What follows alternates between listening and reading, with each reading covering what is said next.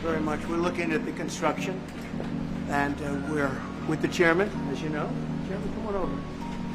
And we're just taking a look at what's happening. You know, it's a tough construction job. They're building basements where they didn't exist or expanding them, and a lot of very expensive work. There's no question about it.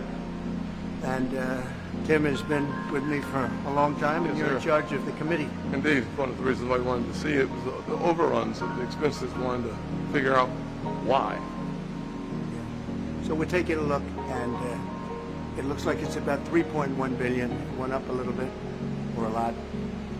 So the 2.7 is now 3.1. I'm not aware of that. Yeah, it just came out. Yeah, I haven't heard that from anybody at the Fed. It just came out.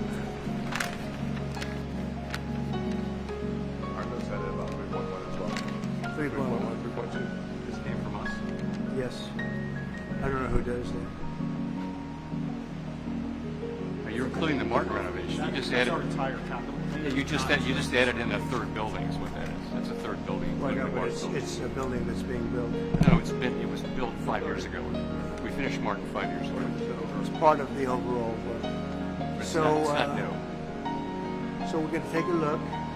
We're going to see what's happening, and it's got a long way. Do you expect any more additional cost overruns? Don't expect them. We're ready for them, but we have a little bit of a reserve that we may use, but no, we don't expect to be finished in 2027. We're well along, as you can see. Nice to take these off every once in a while when we're not under too much danger. So, any questions? Mr. President, does the issue give you any? As a real estate developer, what would you do with a project manager who would be over budget? Generally speaking, what would I do? I'd fire them. Do you think he would?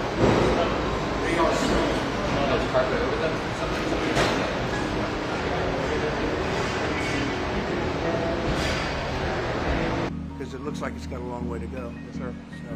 Mr. President, are there things the chairman can say to you today that would make you back off some of the earlier criticism? Well, I'd love him to lower interest rates. Other than that, what can I tell you?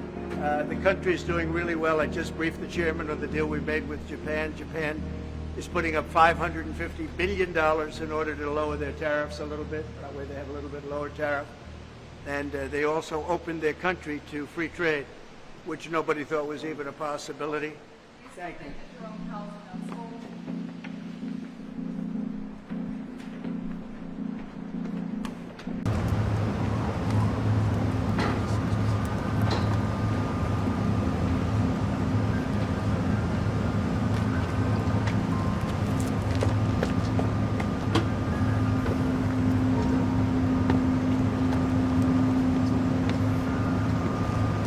Well, thank you very much, everybody. And it feels very good, actually, to be back on a construction site. You know, if you remember, not so long ago, we rebuilt the old post office into, you saw what we saw. And the big thing is to get it done. They have to get it done. They have to get it finished. And very importantly, we have to get interest rates lowered in our country. Our country is the hottest in the world right now, but the one section, and people are pretty much unable to buy housing because the interest rates are too high.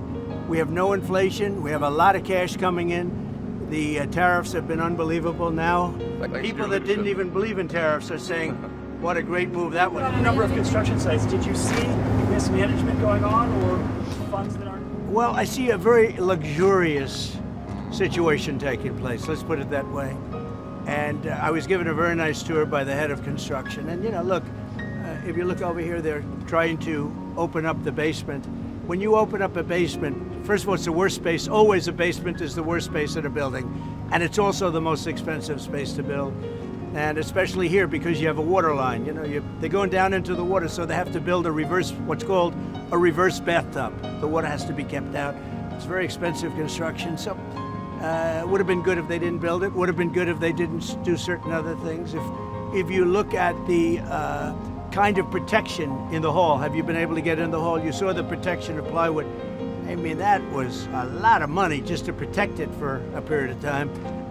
I would have done it very gingerly and easily and not have to spend, you know, millions of dollars on protection. And there are things that could have been different. Look, there's always Monday morning quarterbacks. I don't want to be that. I want to help them get it finished. It's been going on for years, and I want to help them get it finished. And what we really want to do, and I think I can speak for Tim, and I think I can speak for the entire Senate, we can speak for everybody, frankly, is we want to see interest rates come down. How would you describe your talk with him? Would you say that the energy was tense? Did you come to any agreements? No, I didn't think it was tense. No, I thought we had a good meeting. I really, no, there was no tension. There was no tension. I think he had more tension with my great senator to the right. He's a pretty tough cookie. Do you feel better or worse about your relationship with the Fed chairman after this meeting? I feel good about it. I mean, look, I have one dispute, and the dispute is there could be some things with money and, where it comes from, how it's come from, how it's printed, where it's printed, all of the standard things with the Fed. But I just want to see one thing happen, very simple. Interest rates have to come down. Mr. President, if the rates are hurting families in the country, why let that keep going for another 8 months? Why not just fire the chairman now? Because to do that is a big move, and I just don't think it's necessary. And I believe that he's going to do the right thing. Do you have a name in mind? I believe that the chairman is going to do the right thing. I mean, it may be a little too late, as the expression goes, but I believe he's going to do the right thing. Mr. President, do you have a name in mind to replace the chairman? I do. Or one person? 2 people. Maybe 3. Any clues? I'd pick him, but I think he's not leaving the Senate. No, sir, I'm not. I'd pick Tim. Is it meant to put pressure on Jerome Powell to resign? No, there's no pressure. No. We want to have, his term comes up soon.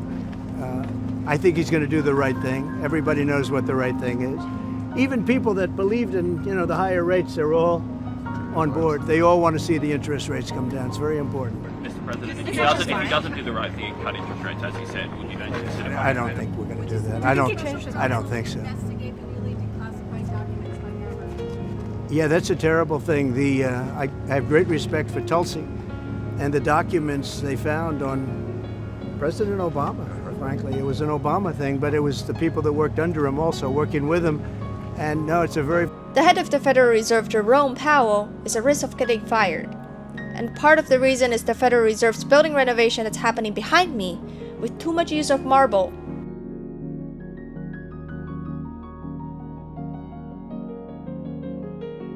The White House says the Fed's renovation is too expensive, and President Trump is blaming Powell for overspending.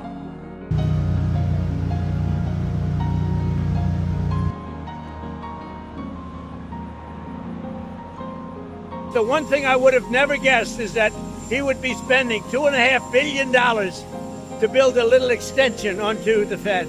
But here's the twist. Back in 2020, during Trump's first term, his own appointees on a local planning agency pushed for more fancy white marbles in the design.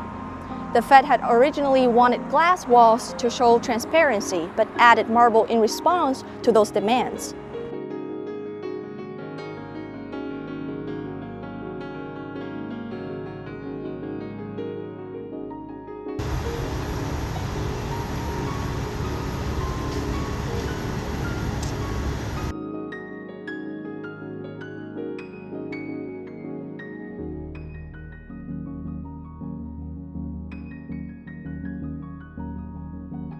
So here's why that matters.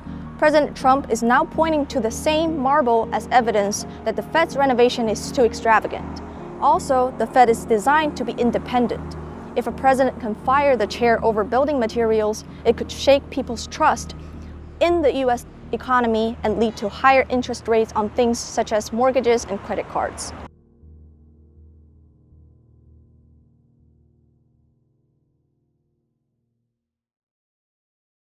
Jelajahi cara baru mendapatkan informasi. Download MetroTV Extend sekarang.